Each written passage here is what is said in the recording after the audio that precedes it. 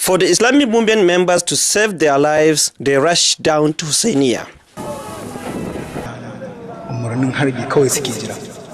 Those in authority think that the people are their own enemy. This is the only country in the world where even the military targets the people of the nation as the enemy. And from all the orientations they give, they show that their enemy is not from outside. Even though they swear to defend the nation by land, by sea, and by air. Those in uniforms are made to believe that they are facing people who are their own enemies, which is only in Nigeria you have this, in the whole world. In armed forces, in other nations, they are there to defend the nation. They don't see the people in the nation as their own enemies. They come to help the nation when they are in trouble. But in this country, they are only drafted to go and just simply shoot the people they consider enemy. I don't think there is anyone among them who care about the nation or its future.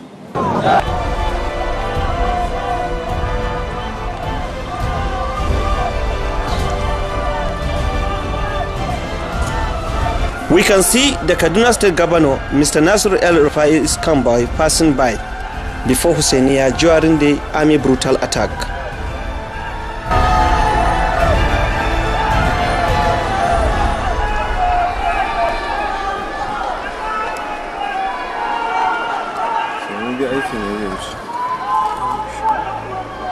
I think that, or rather I believe that somehow the government of the day is acting as an agent of a superpower outside which has interest in Nigeria.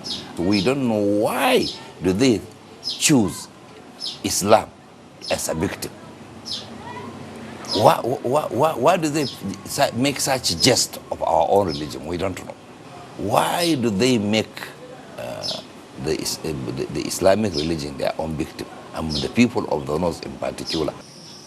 So you see the whole military is now oriented to think that their own work is to fight and kill people, not enemy.